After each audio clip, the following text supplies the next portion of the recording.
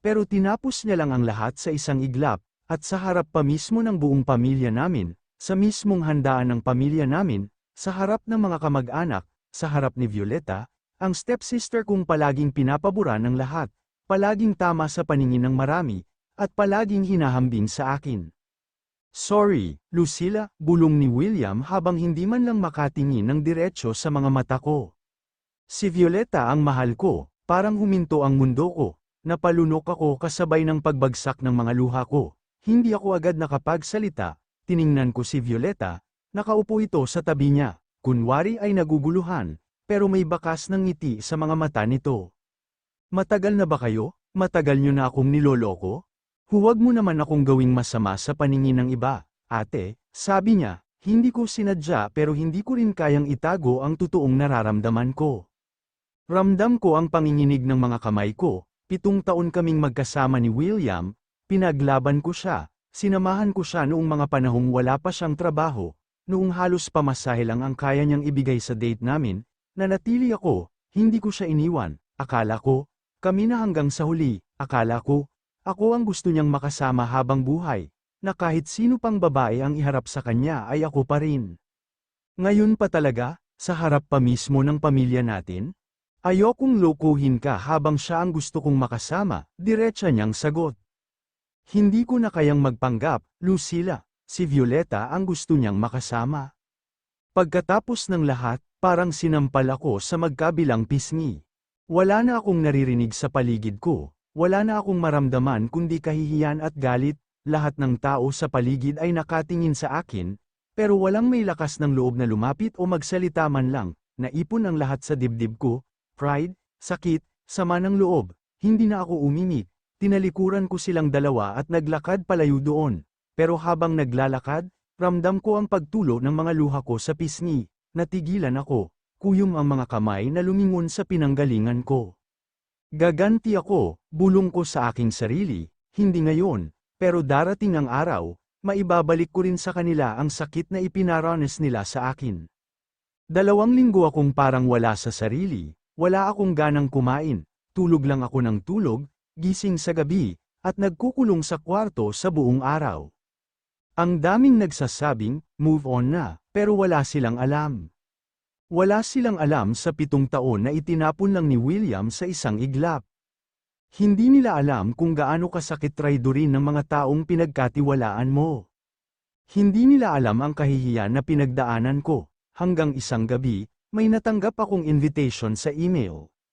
Exclusive birthday celebration, VIP list, hindi ko kilala ang taong umiimbita sa akin kaya nagtataka ako. Pero kumpleto at tama ang spelling ng pangalan ko, at dahil wala na rin naman akong pakialam, nagpunta na lang ako. Curious ako kung bakit ako iimbitahan sa party ng taong hindi ko kilala. Suot ko ang simpleng itim na dress na binili ko noon pa.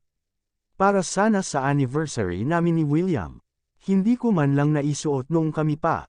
Tahimik lang ako habang hawak ang wine glass, nakatayo sa sulok ng ballroom kung saan ginaganap ang party. Pinanonood ko ang mga tao sa paligid ko. Mga mayayaman, magaganda, at mga kilala sa lipunan. Hindi ako nababagay sa lugar na ito, pero hindi ako aalis. Miss Lucilla Casanova, napalingon ako. Natigilan ako nang makita ang lalaking may malamig na mga tingin, mamahaling damit, matikas na tindig, pero hindi ito arroganteng tingnan. Kilala ko siya, lahat ng business magazine, nandoon ang mukha niya. Si Sernan Padilla. Bakit? Tanong ko agad, hindi ako sanay sa ganitong lalapit bigla, lalo na kung kilalang tao. I've been watching you, nagsalubong ang mga kilay ko. Excuse me, I mean no harm, aniya sabay abot ng wine glass. I have a proposal. Napakunot ako ng noo. Proposal? As in business? You must be mistaken. Wala akong alam sa negosyo. No, sabay tingin ng diretso sa akin, marriage. Natigilan ako, pero pinili kong huminga ng malalim at idaan sa joke ang sinabi niya. Ang bilis mo naman, hindi pa nga tayo friends, asawa na agad? Pero hindi siya natawa, seryoso lang siyang nakatingin sa akin, marry me for a year, pretend to be my wife, in return, you get anything you want, money, security, influence, I need a wife, you need to win. Hindi ako agad nakasagot, hindi ako makapaniwala sa mga naririnig ko. May hidden camera ba sa paligid? Is this a joke? Why me? Tanong ko na lang, ang daming babae dyan. Tumingin siya ng diretso sa mga mata ko, because you're angry, and I know what you want them to regret what they did to you. Bumilis ang tibok ng puso ko, hindi ko alam kung totoo ba itong nangyayari or part ng isang script sa reality show. Gusto mong maghiganti kina William at Violeta, hindi ba? Matagal akong natigilan, sumilay ang makahulugang ngiti sa mga labi niya. Use me, alam kong isang malaking kalokohan ang naririnig ko ngayon, pero isang bagay lang ang sigurado ako noong gabing yun. Gagamitin ko kahit sinong kailangan kong gamitin, basta makaganti lang ako sa lahat ng nanakit sa akin. Hindi ko alam kung saan ako humugat ng lakas ng loob noong araw na yon. Basta ang alam ko lang, pumirma ako sa kontrata, isang taon, isang pekeng kasal. Pekeng kasal pero kailangan naming magmukhang totoo sa harap ng mga tao. At kapalit nito, a future na hindi ko kailanman inakala na pwede kong maranasan. 5,000 piso agad ang diniposit sa pangalan ko, lahat ng gusto ko, ibibigay niya, gaganda ang imahe niya sa harap ng tao, gaganda naman ang status ng buhay ko, fair deal. Kaya lang, higit pa roon ang gusto ko. Gusto kong makitang masaktan si William, gusto kong maglaho ang nagmamalaking ngiti sa mga lobby ni Violeta, gusto kong makita nila kung sino ang babaeng tinapakan nila noon. Nagsimula ang lahat sa unang pictorial, umpisa pa lang, nahirapan na ako. Try smiling, sabi ng photographer habang nakatayo ako sa tabi ni Cernan. Nakaakbay siya sa akin, malaki ang ngiti sa mga lobby niya. Dahil sa ngiti niyang yun, nagmukha akong trophy wife. Sinubukan kong gayahin ang ngiti niya, pero nahirapan ako. Ang hirap palang ngumiti kung hindi bukal sa loob mo. But I still tried. Fake smile, fake feelings, fake husband. Bawat flash ng camera, nararamdaman kong unti-unti akong napapalapit sa tagumpay ko. Cernan didn't talk much. Tahimik lang siya habang inaayos ang relo niya, at habang nilalagay sa braso ko ang mamahaling bracelet na required raw sa shoot. You don't have to pretend when we're alone. Bulong niya habang inaayos ang damit ko. No one's watching. I know, sagot ko. Hindi ko maiwasang lumunok ng maraming ulit, but I'm not pretending for them. I'm pretending for me. Tumingin siya sa akin, malamig ang mga mata pero may hint ng confusion, parang naguguluhan siya sa sinabi ko. You still love him? Hindi ko agad nasagot ang tanong niya. Kung sino man ang investigator niya or tagabigay ng impormasyon sa kanya about me, he deserves a raise. Alam na alam ni Cernan lahat ng detalye na parang nandoon siya sa mismong eksena. Hindi, pero gusto ko pa ring ipamukha sa kanya kung anong pinakawalan niya. Napangiti si Cernan, unang beses kong nakita siyang ngumiti, pero may bahid ng pait. That's good, we're using each other, that makes it easier. Makalipas ang isang linggo, lumabas na sa social media ang engagement photos namin. Kabadong-kabado ako habang binabasa ang caption ni Cernan na, "To the woman I want to grow old with." Ang daming congratulatory comments, pati mga taong hindi ko na nakausap for years, nag-message sa akin. Mga kamag-anak na dati, halos hindi ko maramdaman ang presence sa buhay ko, bigla akong tinatawag na idol. Gulat na gulat sila dahil big time raw ang papakasalan ko, pero isang reaksyon lang ang mahalaga sa akin, ang rescue ni William. Pinanood ko siya sa video call ng group chat naming magkakabarkada, pinag-uusapan nila ang tungkol sa reunion party namin, required na sumali sa video call kaya kahit ayaw ko pang magkita kami, napilitan ako, walang nagsabi sa kanya na nandoon ako, kaya nang makita niya ako, naputol bigla ang ngiti niya. Oh, Lucilla, hi, casual kong sabi habang nagkakape sa harap ng camera, saw the photos, that was fast, pinilit niyang ngumiti. Pero halata ang awkward. Yeah, some things don't need 7 years to prove, right? Natahimik siya, pati ang iba pa. Kitang-kita ko kung ilang beses siyang lumunok na parang may nakabara sa lalamunan niya. At doon ko naramdaman for the first time, tama ang ginawa ko. Tama lang na pumayag ako sa kalokohang ito. Pagbalik ko sa kondo na inassign sa akin ni Cernan, nadatnan ko siyang nasa balcony, hawak ang laptop, Wala siyang suot na blazer, pero ang hitsura niya, parang laging handa sa important meeting. You looked confident back there, sabi niya at lumingon sa akin. Really? Tanong ko. He nodded, that's what we need, the world needs to believe that I'm madly in love with you. Napatawa ako, and are you? No, diretsong sagot niya, but they don't need to know that. Tumango ako, good, because I'm not in love with you either. Natahimik kami, pero habang nakatitig siya sa akin, hindi ako mapakali, naiilang ako. Ang paraan niya ng pagtitig, tagos hanggang sa kaluluwa. Ilang ulit akong lumunok bago umiwas ng tingin, namamawis ang mga palad ko. Bakit bigla akong kinakabahan ng ganito? Pagdating ng gabi, nagring ang phone ko, unknown number. Ang totoo, kanina pa ito tumatawag. Cernan advised me not to answer calls from unknown numbers. Baka raw reporter at gusto lang akong interviewin, pero dahil sa inis, napagdesisyonan kong sagutin ito. Hello, wala ka talagang balak sagutin ang tawag ko. Si William, malakas na kumabog ang dibdib ko. Tumawag ka para saan? Malamig kong tanong. Sinadya ko yun para isipin niyang wala na akong pake sa kanya. I just want to know, Lucilla, totoo ba? Totoo ang alin? Napakakasal ka na. Ikaw at si Cernan Padilla, paano, bakit biglaan? Why do you care? Pinili mo siya, di ba? Pinili mo ang stepsister ko, so, huwag kang magulat kung pinili rin ako ng iba.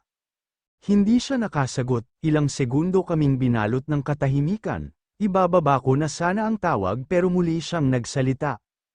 Hindi ko lang maintindihan, ang bilis mong naka-move on, ang bilis mong nagdesisyon na magpakasal sa iba. Ilang taon kang naghabol sa akin na parang tuta, nagmamakaawa na pakasalan kita, pero sa isang iglap, nakahanap ka agad ng kapalit ko. Oo, mabilis kong sagot, alam mo kung bakit, because he's not a jerk like you. Pinatay ko ang tawag, at isang tagumpay ng ngiti ang sumilay sa mga labi ko. Hindi ko alam kung sinadya ni Cernan o nagkataon lang. Pero nagising na lang ako isang umaga na may invitation mula sa isang high-profile business gala na alam kong pupuntahan din ni William at Lucilla. Do I really need to be there? Tanong ko habang nagkakape sa kitchen ng condo. Yes, sagot ni Cernan habang busy sa laptop niya. You're my fiancé, you go where I go. Alam mong nandoon sila, di ba? Tumingin siya sa akin, walang emosyon ng mukha at mga mata. Then make sure they see what they lost. Pagdating namin sa venue, halatang pinaghandaan ni Cernan ang gabi. Suot ko ang silver silk dress na pinili ng stylist niya. Simple pero eleganteng bumabakat sa katawan ko. Wala akong suot na kwintas. Pero ang singsing sa kamay ko, yun ang center of attention. Pagbaba namin ng kotse, agad kaming sinalubong ng media. Flash dito, flash doon. Cernan, who's the lucky lady? Is this the future Mrs. Padilla? You look stunning together. Ngumiti si Cernan habang hawak ang baywang ko. She's not lucky, sabi niya habang nakatingin sa camera. I am. Mariin akong lumunok, malakas ang kabog ng dibdib ko, pero nagawa kong gawin ang mga paalala niya. Peking ngiti, peking halik sa pisngi, pero kahit peke, iba ang hatid sa akin. Lalo na nang dumampi ang mga lobby niya sa pisngi ko. At doon ko sila nakita, sa kabilang side ng ballroom, nakatayo si William, nakasuot siya ng dark blue suit, mukhang mas tumanda ng ilang taon sa loob lang ng ilang linggo, at si Violeta, naka-gold na gown na pansin kong humawig sa style ng gown na suot ko, halos magkapareho pa ang gupit ng buhok namin ngayon. Tumingin agad sa akin si William, halatang natigilan siya nang makita ko. I smiled at him, kumapit si Cernan sa baywang ko at bumulong. You look breathtaking tonight, napatawa ako, that's the point. Ilang saglit pa, lumapit ang isa sa mga host ng event. Mr. Padilla, can we have a photo with your fiancé? Ngumiti si Cernan, of course, tumayo kami sa harap ng press wall, nakangiti ako, nakasandal sa dibdib niya, sa gilid ng paningin ko. Nakita ko si William na nakamasid sa amin habang panay ang inom ng alak, pagkatapos ng photo, nagulat ako nang biglang lumapit si Violeta. Wow, ate, nakangiti niyang sabi, pero ramdam ang lamig sa tono ng boses niya. Long time no see, you look beautiful. Same, sagot ko habang diretso ang tingin sa kanya. You too, nice dress. Mukhang pamilyar. Small world, ha? Who would have thought? Ikaw pala ang mapapangasawa ni Mr. Padilla. Mula sa akin, bumaling siya kay Cernan at nagbigay ng kakaibang ngiti. Tipid pero nang aakit, bago pa ako makasagot, sumingit si William. Lucilla, can we talk? Nahalata kong medyo lasing na ito base sa pamumungay ng mga mata niya.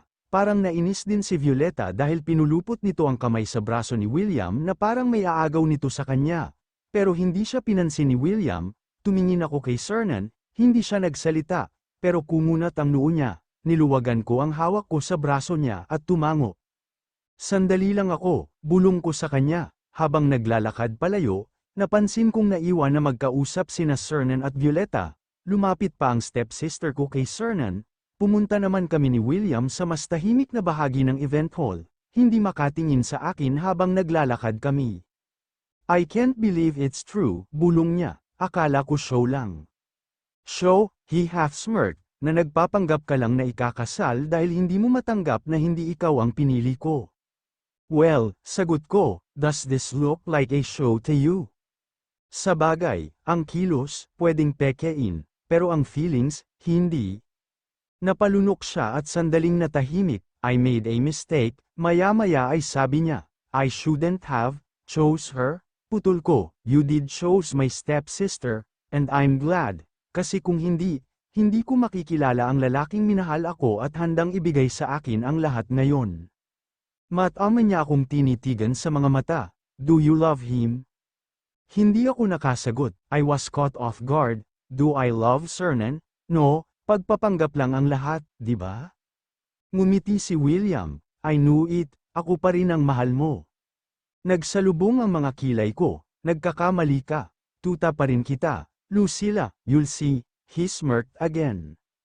Maghahabol ka ulit sa akin, pagbalik ko kay Cernan, tahimik lang siyang nakaupo sa table namin, hawak niya ang isang wine glass sa kamay, pero hindi siya umiinom. Did he beg? Tanong niya nang makaupo ako sa tabi niya, did you expect him ito? No, sagot niya, but you deserve to see it happen, that's the plan, and I'm still working on it. Hindi siya naniwala, napatingin ako kay Cernan, iniisip niyang show lang ang lahat, nagbuga ako ng hangin bago tumango, nakita ko sa di kalayuan mula sa amin ang table kung saan nakaupo sina Violeta at William, well, he's gonna change his mind right now, nagtaka ako sa sinabi ni Cernan, bago pa ako makapagsalita, inilapit niya ang mukha niya sa akin at hinalikan ako sa mga lobby.